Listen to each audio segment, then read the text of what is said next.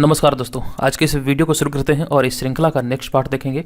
ये बिहार जीके का जो स्टार्ट हुआ था सीरीज, बिहार जीके का 2000 प्रश्नों वाला ये जो सीरीज स्टार्ट हुआ था, ये इसका छठा पार्ट है। इससे पहले ऑलरेडी 1 से लेकर 5 सेट आपको चैनल पे अपलोड किया जा चुका है और जिसमें से कि सभी पार्ट में 100 प्रश्न थे। तो कुल मिला के यहाँ पे हमारा बन के रेडी हुआ है 500 प्रश्न। 500 प्रश्न आपको चैनल पे अपलोड मिलेगा। अगर आपने नहीं देखा है तो प्लेलिस्ट में मैंने अरेंज किया है बिहार जीके के नाम से। देखिए, बिहार में आयोजित होने वाले किसी भी कंपटीटिव एग्जाम के दृष्टिकोण से बिहार जीके का काफ़ी अहम रोल हो जाता है। आप लोग कई सालों से जब से एग्जाम की तैयारी में लगे हैं, 2 साल, 1 साल, 3 साल, तो बिहार जीके अगर आप नहीं पढ़े हैं तो ऐसे में आपकी तैयारी उतनी परफेक्ट नहीं मानी जाएगी। लेकिन देखिए, किसी भी एग्जाम में अगर 100 प्रश्न है, बिहार में आयोजित होने वाले एग्जाम की मैं बात कर रहा हूँ, तो 100 प्रश्न में कम से कम आपको 10 प्रश्न बिहार से रिलेटेड जरूर देखने को मिलता है। तो ऐसे में बिहार जीके की तैयारी करना काफ़ी आपके लिए महत्वपूर्ण साबित हो सकता है। और देखिए, यहाँ पर इस वीडियो में 100 प्रश्न हैं और आप कोशिश कीजिए कि यहाँ पर कम से कम आप 80 प्रश्नों को सही कर पाएँ। अगर यहाँ पे 100 में 90 अगर आप सही से सॉल्व करते हैं तो आपकी तैयारी को काफ़ी उत्तम माना जाएगा। तो आप इस पूरे वीडियो को देखिए और लास्ट में मुझे कमेंट करके बताइएगा कि यहाँ पर आपने कितने प्रश्नों को सही सही हल किया। तो चलिए शुरू करते हैं। इस वीडियो में हम देखेंगे 501 नंबर से लेकर के 600 नंबर तक के बिहार जीके के प्रश्न को। तो यहाँ पे हमारा 501 नंबर प्रश्न है, शिशुनाग वंश का वह शासक कौन था जिसके समय में वैशाली में द्वितीय बौद्ध संगति का आयोजन किया गया, जिसे काकवर्ण के नाम से भी जाना जाता है। सबसे पहले आप यहाँ तक प्रश्न पढ़े, आपको यहीं पे समझ जाना चाहिए कि जिसके समय में वैशाली में द्वितीय बौद्ध संगति हुई थी। तो द्वितीय बौद्ध संगति जो वैशाली में हुई थी, ये कालाशोक के शासनकाल में हुई थी। आप सभी को पता होगा, प्रथम बौद्ध संगति अजातशत्रु के शासनकाल में, द्वितीय कालाशोक के शासनकाल में, तृतीय अशोक के शासनकाल में, और चतुर्थ जो हुआ था ये कनिष्क के शासनकाल में, और पंचम जो हुआ था ये हर्ष के शासनकाल में हुआ था। तो कुल मिला के 5 बौद्ध संगति अभी तक हुआ है। कई बुक में आपको 4 भी देखने को मिलेगा।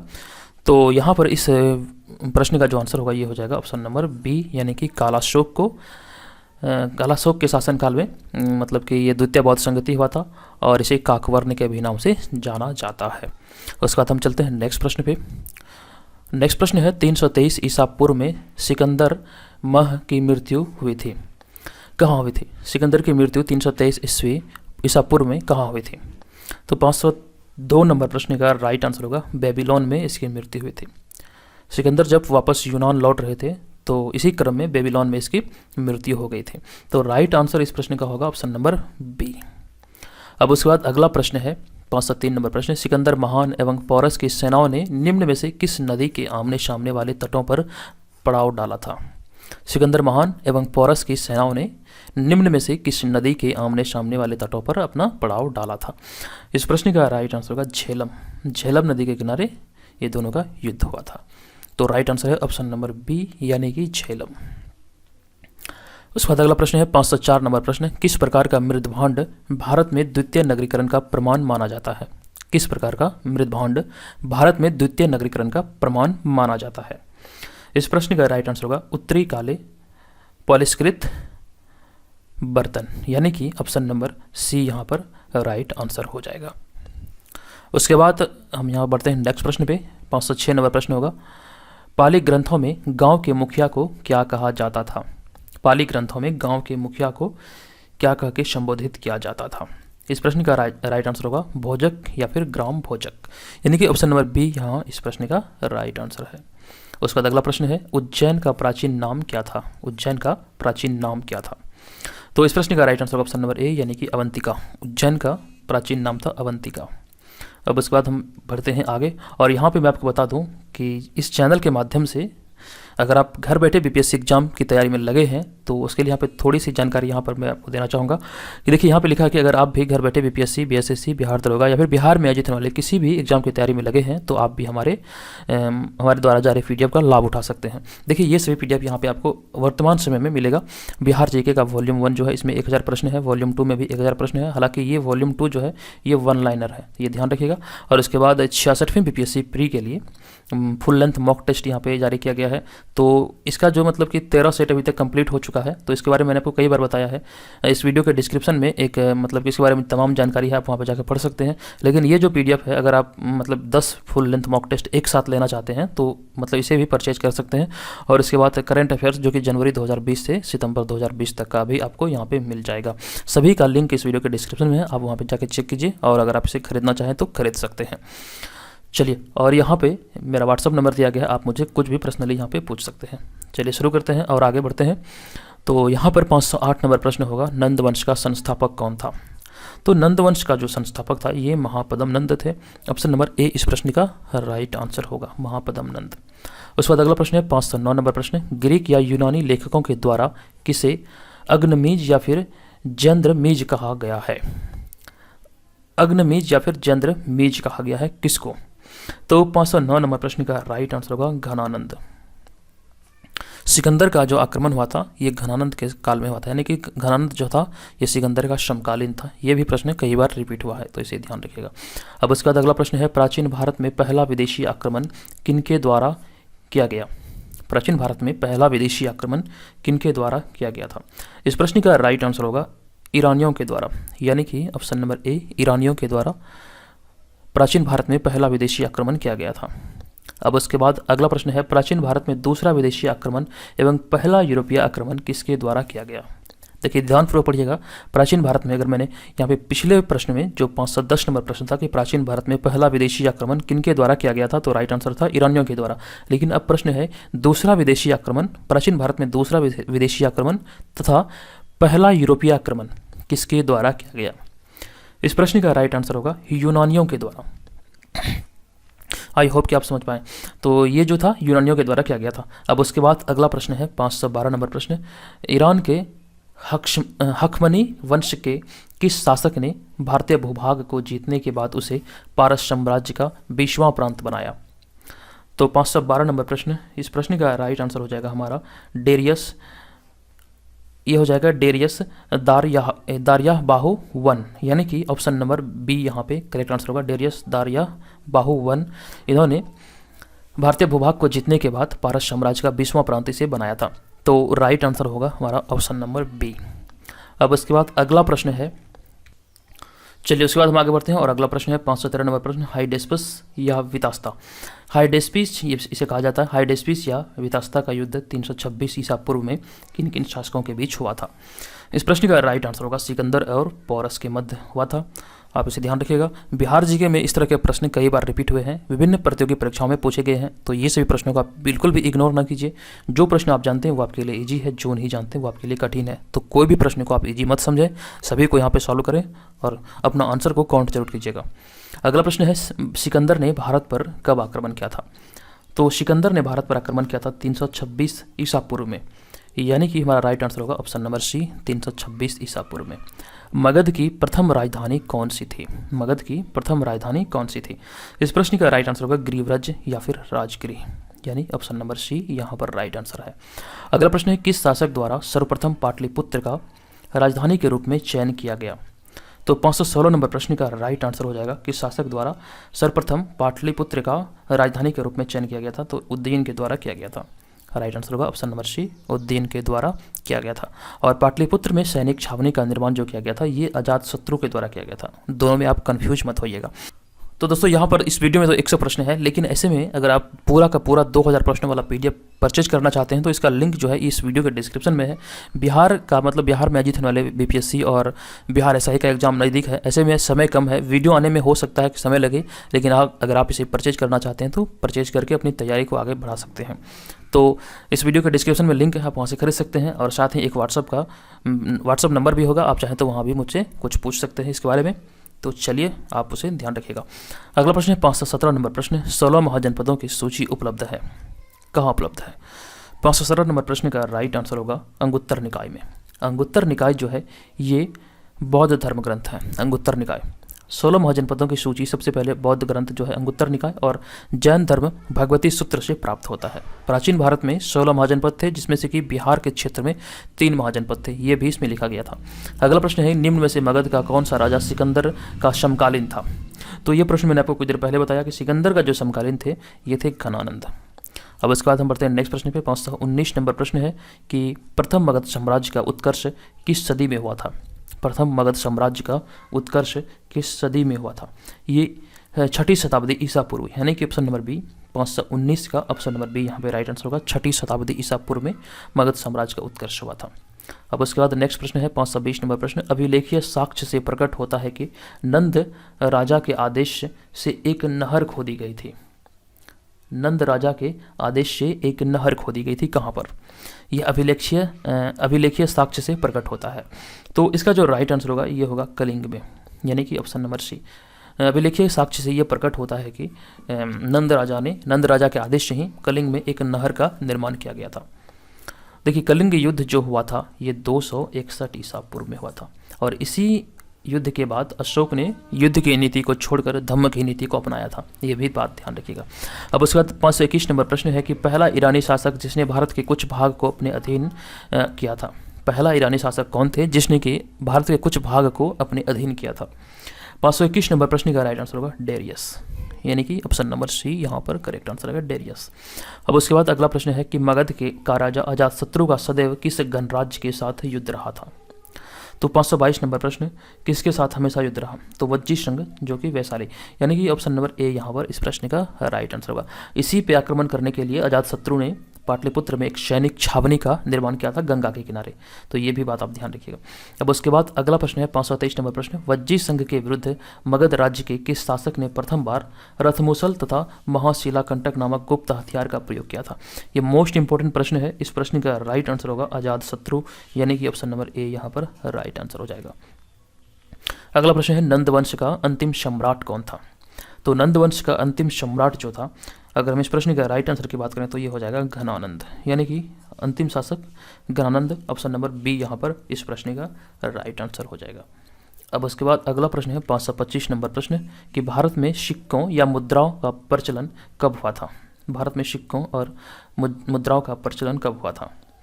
तो इस प्रश्न का राइट आंसर होगा 600 ईसा पूर्व में, ऑप्शन नंबर सी इस प्रश्न का राइट आंसर होगा। अब उसके बाद अगला प्रश्न है 526 नंबर प्रश्न, छठी सदी ईसा पूर्व के दौरान बड़े राज्यों का उदय का मुख्य कारण क्या था? 526 नंबर प्रश्न के सभी ऑप्शन को ध्यानपूर्वक पढ़िए और यहाँ पर आप बताइए इसका राइट आंसर क्या होगा। उत्तर प्रदेश और बिहार में व्यापक पैमाने पर लोहा का उपयोग, दूसरा है जनजातीय समाज में अधिक व्यवस्थित जीवन का मार्ग प्रशस्त किया, और तीसरा है व्यापार एवं वाणिज्य का उल्लेखनीय विकास। इनमें से कोई नहीं। तो छठी सदी ईसा पूर्व के दौरान बड़े राज्यों का उदय का मुख्य कारण जो था ये था उत्तर प्रदेश और बिहार में बड़े पैमाने पर व्यापक पैमाने पर लोहा का उपयोग। ये इसका सही आंसर होगा, राइट आंसर है ऑप्शन नंबर ए। उसके बाद अगला प्रश्न है 527 नंबर प्रश्न, मगध सम्राट बिंबिसार ने अपने राजवैद्य जीवक को किस राज्य के राजा की चिकित्सा के लिए भेजा था? तो इस प्रश्न का जो राइट आंसर होगा ये हो जाएगा अवंती। अवंती राज्य के राजा की चिकित्सा के लिए भेजा था मगध सम्राट बिंबिसार ने अपने राजवैद्य जीवक को।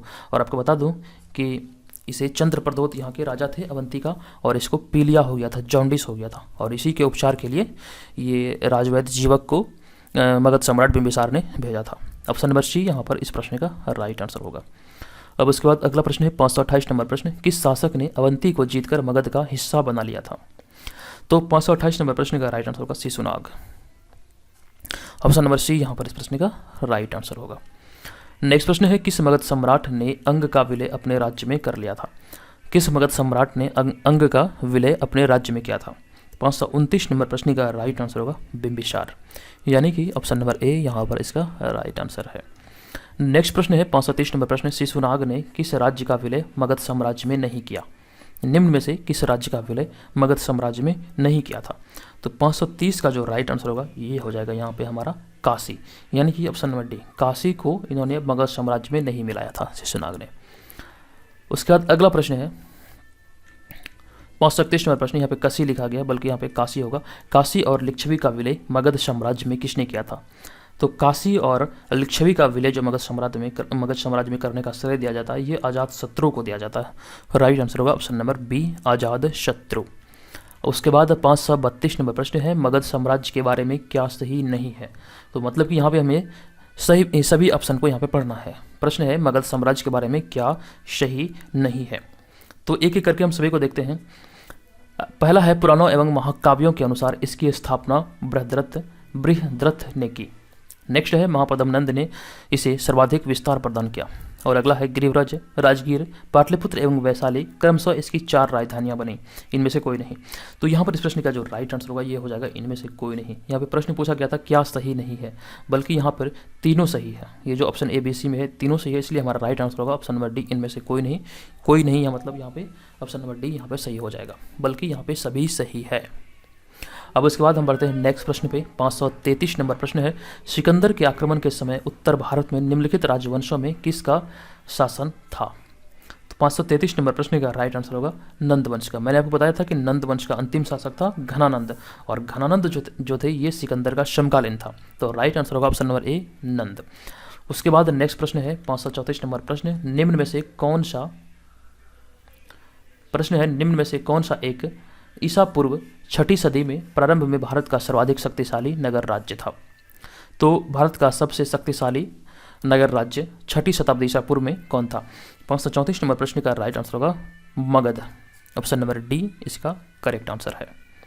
अब उसके बाद 535 नंबर प्रश्न है, निम्न में से कौन सा एक सिकंदर के आक्रमण का प्रभाव नहीं था? तो यहाँ पे सभी को मुझे पढ़ना पड़ेगा। तो ऑप्शन नंबर ए में है इसके आक्रमण ने भारत और यूनान के बीच प्रत्यक्ष संपर्क स्थापित किया।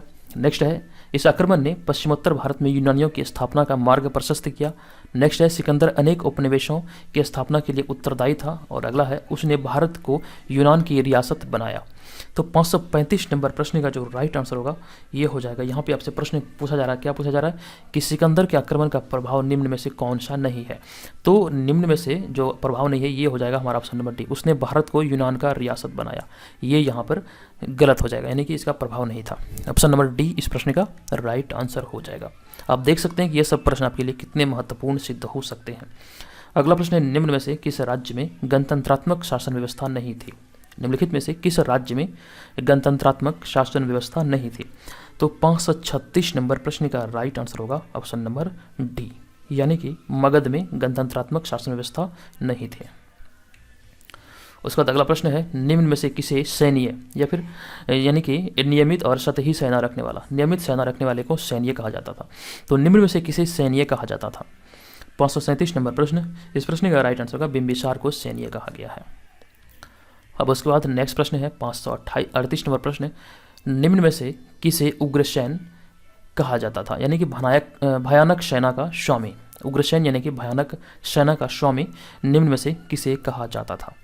538 नंबर प्रश्न का राइट आंसर होगा महापदम नंद, ऑप्शन नंबर ए इसका राइट आंसर हो जाएगा। भयानक सेना का स्वामी महापदम नंद को कहा गया। अगला प्रश्न है 539 नंबर प्रश्न, निम्न में से कौन सिकंदर के साथ भारत आने वाला इतिहासकार नहीं था? सिकंदर के साथ भारत आने वाला इतिहासकार निम्नलिखित में से कौन नहीं था? तो 539 नंबर प्रश्न, यहाँ पे देखिए निर्याकस, एनासिक्रितस और एरिस्टोबुलस और हेरोडोटस। तो इनमें से 4 ऑप्शन में से कौन सा यहाँ पे इतिहासकार नहीं था? तो इसका राइट आंसर होगा हेरोडोटस, यानी कि ऑप्शन नंबर डी, निम्न में से सिकंदर के साथ भारत आने वाला इतिहासकार हेरोडोटस नहीं था। ऑप्शन नंबर डी यहाँ पर इस प्रश्न का राइट आंसर हो जाएगा। अगला प्रश्न है, महाजनपद काल में श्रेणियों के संचालक को क्या कहा जाता था? महाजनपद काल में श्रेणियों के संचालक को क्या कहा जाता था? इस प्रश्न का राइट आंसर होगा श्रेष्ठीन कहा जाता था। ऑप्शन नंबर ए यहाँ पर इस प्रश्न का करेक्ट आंसर हो जाएगा। अगला प्रश्न है, गृहपति का अर्थ क्या है? गृहपति का अर्थ क्या है? इस प्रश्न का राइट आंसर होगा गृहपति का अर्थ है धनी किसान। Option number A is the right answer. उसके बाद अगला प्रश्न है 542 नंबर प्रश्न, मगध के किस प्रारंभिक शासक ने राज्यारोहण के लिए अपने पिता की हत्या की और इसी कारणवश अपने पुत्र द्वारा भी मारा गया? महत्वपूर्ण प्रश्न है, मगध के किस प्रारंभिक शासक ने अपने राज्यारोहण के लिए अपने पिता की हत्या की और इसी कारण से अपने पुत्र द्वारा भी मारा गया? तो 542 नंबर प्रश्न का राइट आंसर होगा अजात शत्रु, यानी कि ऑप्शन नंबर बी अजात शत्रु यहाँ पर इस प्रश्न का राइट आंसर हो जाएगा। अगला प्रश्न है, विश्व का पहला गणतंत्र वैशाली में किसके द्वारा स्थापित किया गया? विश्व का पहला गणतंत्र वैशाली में किसके द्वारा स्थापित किया गया था? 543 नंबर प्रश्न का राइट आंसर होगा लिच्छवियों के द्वारा ये स्थापित किया गया था। ऑप्शन नंबर डी इस प्रश्न का राइट आंसर होगा। अगला प्रश्न है 540 नंबर प्रश्न, निम्न में से कौन एक बौद्ध ग्रंथ 16 महाजनपदों का उल्लेख करता है? मैंने आपको कुछ देर पहले बताया था, ये बौद्ध ग्रंथ जो है ये है अंगुत्तर निकाय। 544 नंबर प्रश्न का राइट आंसर होगा अंगुत्तर निकाय, जबकि जैन धर्म ग्रंथ जो है यह है भगवती सूत्र। दोनों पुस्तकों में पहली बार इसके बारे में जानकारी मिला था, महाजनपदों के बारे में। अगला प्रश्न है 545 नंबर प्रश्न, सिकंदर के आक्रमण के समय उत्तर भारत में निम्नलिखित राजवंशों में किस एक का शासन था? मुझे लग रहा है ये शायद प्रश्न फिर से रिपीट हो गया है दोनों प्रश्न, तो एक बार मैं फिर से बता दूं तो इसका जो राइट आंसर होगा ये हो जाएगा नंद वंश का शासन था। देखिए यहाँ पे पीडीएफ में कुछ गड़बड़ी हुई थी जिसके कारण प्रश्न कुछ रिपीट हुए थे, तो जो सभी रिपीटेड प्रश्न थे मैंने उसे काट के हटा दिया है। ये मिस्टेक से हुआ है, ऐसा कोई जानबूझ कर नहीं किया गया है। तो आप लोग ध्यान रखिएगा कि कुछ प्रश्न यहाँ पर रिपीट हुए थे, मैं इसका जिम्मेवार खुद हूँ। जो भी पीडीएफ आप लोग परचेज किए हैं, जो लोग भी इस वीडियो को देख रहे हैं जिन्होंने पीडीएफ बिहार जीके का 2000 प्रश्न वाला परचेज किया है, मैं उनसे भी सॉरी कहना चाहूँगा कि ये मतलब कि एक गलती हुआ है थोड़ा सा। कुछ प्रश्न 15 से 20 प्रश्न यहाँ पे मतलब कि रिपीट हो गया है, तो आप इसे इग्नोर कीजिएगा और बाकी पीडीएफ यहाँ पे मैंने रिव्यू किया, बिल्कुल सभी सही है। तो हम यहाँ पे आगे बढ़ते हैं और यहाँ पे बात करेंगे 565 नंबर प्रश्न के बारे में। तो कि बिहार में कौन सी फसल खरीफ फसल में नहीं बोई जाती है? बिहार में कौन सी फसल खरीफ में नहीं बोई जाती है? तो इसका जो राइट आंसर होगा 565 का ये हो जाएगा आलू, यानी कि ऑप्शन नंबर डी इस प्रश्न का राइट आंसर हो जाएगा। तो इसके बाद हमारा अगला प्रश्न है यहाँ पे 567 नंबर प्रश्न, चावल उत्पादन करने में बिहार का देश में कौन सा स्थान है? 567 नंबर प्रश्न है, चावल उत्पादन करने में बिहार का देश में स्थान है पंचम, यानी कि ऑप्शन नंबर ए यहाँ पर इस प्रश्न का राइट आंसर होगा, 5वें स्थान पर है। अगला प्रश्न है 568 नंबर प्रश्न, गुरु प्रसाद सैन द्वारा बिहार के अंग्रेजी समाचार पत्र द बिहार हेराल्ड का प्रकाशन कब शुरू हुआ था? गुरु प्रसाद सैन द्वारा बिहार हेराल्ड जो कि एक अंग्रेजी समाचार पत्र था, इसका प्रकाशन कब शुरू हुआ था? तो ये शुरू हुआ था 1875 ईस्वी में, यानी कि ऑप्शन नंबर ए इस प्रश्न का राइट आंसर हो जाएगा। अगला प्रश्न है 569 नंबर प्रश्न, बिहार का प्रथम हिंदी समाचार पत्र कौन सा था? बिहार का प्रथम हिंदी समाचार पत्र कौन सा था? तो ये था बिहार बंधु, यानी कि ऑप्शन नंबर सी इस प्रश्न का राइट आंसर होगा। अगला प्रश्न है कि बिहार में बिहार बंधु समाचार पत्र का प्रकाशन कब प्रारंभ हुआ था? तो ये जो है 570 नंबर प्रश्न, इसका जो राइट आंसर होगा ये हो जाएगा 1874, यानी कि जो बिहार हेराल्ड जो कि 1875 में प्रकाशित होना शुरू हुआ था, उसके एक वर्ष पहले 1874 में ये शुरू हुआ था बिहार बंधु, जो कि एक बिहार में प्रकाशित होने वाला ये समाचार पत्र था और ये 1874 में ये प्रकाशित हुआ था। अब उसके बाद हम आगे बढ़ते हैं और देखेंगे 571 नंबर प्रश्न, बिहार में द टाइम्स ऑफ इंडिया का प्रकाशन कब हुआ था? बिहार में द टाइम्स ऑफ इंडिया का प्रकाशन कब शुरू हुआ था? तो 571 नंबर प्रश्न का राइट आंसर होगा 1986 में, यानी कि ऑप्शन नंबर बी हमारा यहाँ पर इस प्रश्न का राइट आंसर होगा 1986 में ये प्रकाशन शुरू हुआ था। अगला प्रश्न है कि बिहार के किस नगर से हिंदी मासिक बालक पत्रिका प्रकाशित हुआ था? मासिक बालक प्रकाशित हुआ था। तो 572 नंबर प्रश्न का जो राइट आंसर होगा ये हो जाएगा पटना, ऑप्शन नंबर सी इस प्रश्न का राइट आंसर होगा पटना। तो यहाँ पर इस प्रश्न का जो राइट आंसर होगा 573 नंबर का ये हो जाएगा अमृत बाजार पत्रिका। बिहार के समाचार पत्रों में सबसे पहले प्रकाशित होने वाला समाचार पत्र कौन सा था? तो ये अमृत बाजार पत्रिका, 573 नंबर का ए ऑप्शन यहाँ पे सही हो जाएगा। अब उसके बाद नेक्स्ट प्रश्न में चलते हैं। 574 नंबर प्रश्न है कि बिहार में सर्वप्रथम किस बैंक की स्थापना हुआ था? तो बिहार में सर्वप्रथम जो बैंक का स्थापना हुआ था इलाहाबाद बैंक का स्थापना हुआ था, राइट आंसर है ऑप्शन नंबर डी। उसके बाद अगला प्रश्न है रोहतासगढ़ के महल का निर्माण किस भवनों के अनुरूप किया गया है? रोहतासगढ़ के महल का निर्माण किस भवनों के अनुरूप किया गया है? तो 575 नंबर प्रश्न का जो राइट आंसर होगा ये हो जाएगा फतेहपुर सिकरी, यानी कि फतेहपुर सिकरी के भवनों के अनुरूप किया गया है रोहतासगढ़ के महल का निर्माण, ऑप्शन नंबर ए यहाँ पर इस प्रश्न का राइट आंसर है। अगला प्रश्न 576 नंबर प्रश्न है बिहार को सर्वप्रथम अपने साम्राज्य में मिलाने वाला मुगल शासक कौन था? बिहार को सर्वप्रथम अपने साम्राज्य में मिलाने वाला मुगल शासक कौन था? 576 नंबर प्रश्न का राइट आंसर होगा अकबर, ऑप्शन नंबर ए इस प्रश्न का राइट आंसर होगा अकबर। अगला प्रश्न 577 नंबर प्रश्न इब्राहिम लोदी के काल में बिहार का सूबेदार कौन था? इब्राहिम लोदी के शासनकाल में बिहार का सूबेदार कौन था? 577 नंबर प्रश्न का राइट आंसर होगा दरिया खां नूहानी, दरिया खान नूहानी, यानी कि ऑप्शन नंबर ए यहाँ पर इस प्रश्न का राइट आंसर होगा। इब्राहिम लोदी के शासनकाल में ये प्रश्न था, इब्राहिम लोदी के शासनकाल में ये प्रश्न था कि बिहार का सूबेदार कौन था, तो इसका राइट आंसर होगा दरिया खां नूहानी। अब इसके बाद अगला प्रश्न है 578 नंबर प्रश्न, बिहार में मुस्लिम प्रभुत्व की स्थापना का श्रेय किसे दिया जाता है? बिहार में मुस्लिम प्रभुत्व की स्थापना का श्रेय किसे दिया जाता है? तो इख्तियारुद्दीन बिन बख्तियार खिलजी, यानी कि राइट आंसर है ऑप्शन नंबर डी इख्तियारुद्दीन बिन बख्तियार खिलजी। अगला प्रश्न है 579 नंबर प्रश्न, मुगल सम्राट अकबर के काल में किस मुगल सेना नायक ने बिहार पर अधिकार कर व्यवस्था स्थापित की थी? तो इसका राइट आंसर होगा मानसी, यानी कि ऑप्शन नंबर सी इस प्रश्न का करेक्ट आंसर हो जाएगा। अगला प्रश्न है 580 नंबर प्रश्न, शेरशाह द्वारा पटना के नवनिर्माण का वर्णन किस रचना में मिलती है? शेरशाह द्वारा पटना के नवनिर्माण का वर्णन किस रचना से मिलती है? तो 580 नंबर प्रश्न का राइट आंसर हो जाएगा तारीख दाऊदी, तारीख दाऊदी, यानी कि ऑप्शन नंबर सी इस प्रश्न का राइट आंसर हो जाएगा। 581 नंबर प्रश्न है कि बंगाल के किस नवाब ने मुंगेर को अपनी राजधानी बनाया था? बंगाल के किस नवाब ने मुंगेर को अपनी राजधानी बनाया था? तो मीर कासिम ने बनाया था। ऑप्शन नंबर डी यहाँ पर इस प्रश्न का राइट आंसर हो जाएगा। 582 नंबर प्रश्न है मुकर्रम खां को बिहार का सूबेदार कब नियुक्त किया गया? मुकर्रम नहीं बल्कि मुकर्रम खां को बिहार का सूबेदार कब नियुक्त किया गया था? 582 नंबर प्रश्न का राइट आंसर होगा 1618 ईस्वी में। ऑप्शन नंबर ए इस प्रश्न का राइट आंसर होगा 1618 ईस्वी में। अगला प्रश्न है चेरो जनजाति की शक्ति का वास्तविक पतन किसके द्वारा हुआ था? चेरो जनजाति की शक्ति का वास्तविक पतन किसके द्वारा हुआ था? इस प्रश्न का राइट आंसर होगा उज्जैनीय शासकों के द्वारा हुआ था। अगला प्रश्न है 584 नंबर प्रश्न, तिब्बती इतिहासकार धर्मस्वामी तिरहुत कब आया था? तिब्बती इतिहासकार धर्मस्वामी तिरहुत कब आया था? किस तिथि को आया था? किस वर्ष आया था? इसका राइट आंसर होगा 1234 ईस्वी में। ऑप्शन नंबर बी इस प्रश्न का राइट आंसर हो जाएगा। अगला प्रश्न है 585 नंबर प्रश्न, बिहार में तुर्क सत्ता का संस्थापक कौन था? बिहार में तुर्क सत्ता का संस्थापक किसे माना जाता है? तो 585 नंबर प्रश्न का राइट आंसर होगा इब्ने बख्तियार खिलजी, यानी कि ऑप्शन नंबर बी इस प्रश्न का राइट आंसर हो जाएगा। उसके बाद अगला प्रश्न है 586 नंबर प्रश्न, सुल्तान इब्राहिम से पराजित होकर कौन सा उज्जैन राजा जंगलों में भाग गया था? सुल्तान इब्राहिम से पराजित होकर कौन सा उज्जैन राजा जंगलों में भाग गया था? 586 नंबर प्रश्न का जो राइट आंसर होगा ये हो जाएगा जगदेव, यानी कि ऑप्शन नंबर सी यहाँ पर इस प्रश्न का हमारा राइट आंसर होगा जगदेव। उसके बाद अगला प्रश्न है 587 नंबर प्रश्न, निम्नलिखित में से किस चेरो सरदार का मुख्यालय बिहिया था? निम्नलिखित में से किस चेरो सरदार का मुख्यालय बिहिया था? तो 587 नंबर प्रश्न का यहाँ पे राइट आंसर की अगर हम बात करें तो इस प्रश्न का राइट आंसर होगा घुगिलिया, यानी कि ऑप्शन नंबर ए इस प्रश्न का राइट आंसर होगा घुगिलिया। अगला प्रश्न है 588 नंबर प्रश्न, कर्नाट वंश के किस शासक ने मोहम्मद गौरी को हिंदू शासकों के विरुद्ध सहायता प्रदान की थी? प्रश्न है कर्नाट वंश के किस शासक ने मोहम्मद गौरी को हिंदू शासकों के विरुद्ध सहायता प्रदान की थी? तो 588 नंबर प्रश्न का राइट आंसर जो होगा ये हो जाएगा नरसिंह देव, यानी कि ऑप्शन नंबर यहाँ पे हमारा जो होगा ये option number B right answer होगा नरसिंह देव। अब उसके बाद अगला प्रश्न है कि बिहार का गवर्नर हातिम खां किस शासक का पुत्र था? बिहार का गवर्नर बने हातिम खां किस शासक का पुत्र था? तो इस प्रश्न का राइट आंसर होगा 589 का फिरोज शाह तुगलक, यानी कि ऑप्शन नंबर ए इस प्रश्न का राइट आंसर होगा फिरोज शाह तुगलक। अगला प्रश्न है 590 नंबर प्रश्न, किस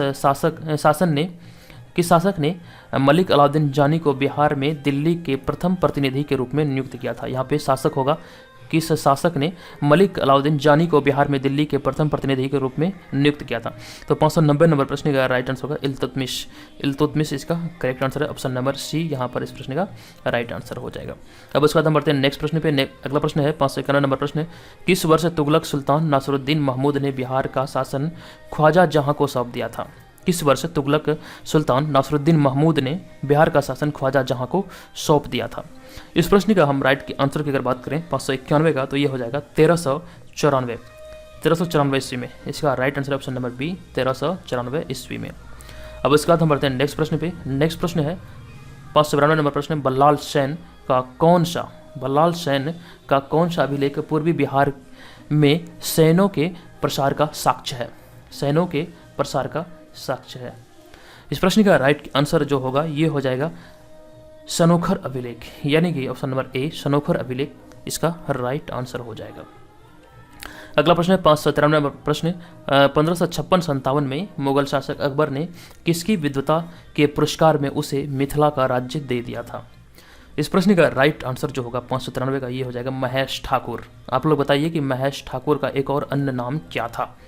आप लोग कमेंट करके जरूर बताइएगा। अब उसके बाद हम बढ़ते हैं नेक्स्ट प्रश्न पे। 594 नंबर प्रश्न, शेर खां के पिता हसन खां कहाँ के जागीरदार थे? शेर खां के पिता हसन खां कहाँ के जागीरदार थे? 594 नंबर प्रश्न का राइट जो आंसर होगा ये हो जाएगा सासाराम के। ऑप्शन नंबर सी इसका राइट आंसर होगा और शेरशाह सूरी का मकबरा सासाराम है। उसके बाद अगला प्रश्न है 595 नंबर प्रश्न, बिहार में नुहानी राज्य का संस्थापक कौन था? बिहार में नोहानी राज्य का संस्थापक यहाँ पे पूछा जा रहा है। इसका राइट आंसर होगा मोहम्मद शाह नोहानी, यानी कि ऑप्शन नंबर बी इस प्रश्न का राइट आंसर हो जाएगा। अब उसके बाद अगला प्रश्न है 596 नंबर प्रश्न है, पुरातत्ववेत्ता कनिंघम ने बिहार में किसकी खोज की?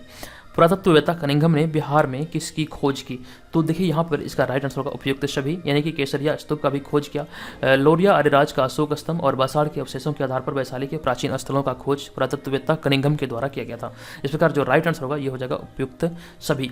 उसके बाद 597 नंबर प्रश्न है, गया के समीप नागार्जुनी की पहाड़ियों में प्रसिद्ध गोपी गुफा का निर्माण किसने करवाया था? नागार्जुनी की पहाड़ियों में प्रसिद्ध गोपी गुफा का जो निर्माण किया गया था ये किसके द्वारा किया गया था? तो ये दशरथ के द्वारा किया गया था। ऑप्शन नंबर डी इस प्रश्न का राइट आंसर हो जाएगा। अब उसके बाद अगला प्रश्न है 598 नंबर प्रश्न है, यह है कि निम्न में से कौन से राष्ट्रीय राजमार्ग को ग्रांड ट्रक रोड के नाम से जाना जाता है? इसका राइट आंसर होगा 598 का ये हो जाएगा राष्ट्रीय राजमार्ग 2, जिसका निर्माण जो किया गया था शेरशाह सूरी के द्वारा किया गया था। राष्ट्रीय राजमार्ग 2 ग्रैंड ट्रंक रोड के नाम से जाना जाता है। ऑप्शन नंबर ए यहाँ पर इस प्रश्न का राइट आंसर होगा। अगला प्रश्न है 599 नंबर प्रश्न है, बिहार राज्य में राष्ट्रीय राजमार्गों की कुल संख्या कितनी है? तो बिहार राज्य में राष्ट्रीय राजमार्गों की जो कुल संख्या है 599 का राइट आंसर होगा ऑप्शन नंबर सी, यानी कि 8 है। अब उसके बाद अगला प्रश्न है 600 नंबर प्रश्न, बिहार के किस हवाई अड्डे का प्रयोग नेपाल जाने के लिए होता है? बिहार के किस हवाई अड्डे का प्रयोग नेपाल जाने के लिए होता है? तो 600 नंबर प्रश्न का राइट आंसर होगा रक्सौल, यानी कि ऑप्शन नंबर बी यहाँ पर इस प्रश्न का करेक्ट आंसर हो जाएगा। तो यहाँ पर 600 प्रश्न कंप्लीट हुआ। तो दोस्तों यहाँ पर एक बार पुनः आप सभी को बता दूं कि अगर आप भी 66वीं बीपीएससी की तैयारी में लगे हैं और परीक्षा में शामिल होना चाहते हैं और इसी तरह के पीडीएफ चाहते हैं जो मैंने मॉक टेस्ट का मैंने लाया था और ये बिहार जीके का, तो ये सभी पीडीएफ जो है ये आपको परीक्षा में सफलता की ओर ले जाएगा। इसके लिए आपको क्या करना है, केवल 49 रुपये पे करना है। ये आप पे करने के बाद हमारे 66वीं बीपीएससी जो टेस्ट सीरीज चल रहा है इसमें आप ज्वाइन हो जाएंगे। देखिए यहाँ पर आपको क्या मिलेगा, मतलब कि 49 रुपये से आपको मिलेगा मॉक टेस्ट जो कि वीकली मॉक टेस्ट होगा, मॉक टेस्ट मिलेगा और ये फुल लेंथ मॉक टेस्ट होगा। ये आपके एग्जाम के लिए आपके लिए काफ़ी हेल्पफुल होगा। और दूसरा जो मिलेगा ये हो जाएगा आपका करंट अफेयर्स, 1 वर्ष का करंट अफेयर्स मिलेगा।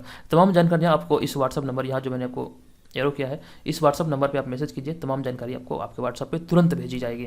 ये ऑटोमेटिक है, जब आप पेड लेकर मैसेज करेंगे तो आपके नंबर पे ये तमाम जानकारियाँ दी जाएगी। आप वहाँ से इसे मतलब जान पाएंगे कि इसके अंदर आपको क्या क्या मिलेगा, क्या क्या फैसिलिटी है, क्या क्या यहाँ पे देखने को मिलेगा। तो आज के इस वीडियो में इतना ही। आई होप कि आपको यहाँ पर इस वीडियो से हेल्प मिला होगा। तो आप कमेंट करके बताइए कि यहाँ पर आपने कितने प्रश्नों को सही सही हल किया। मिलेंगे नेक्स्ट वीडियो में इसका नेक्स्ट पार्ट के साथ, तब तक के लिए धन्यवाद।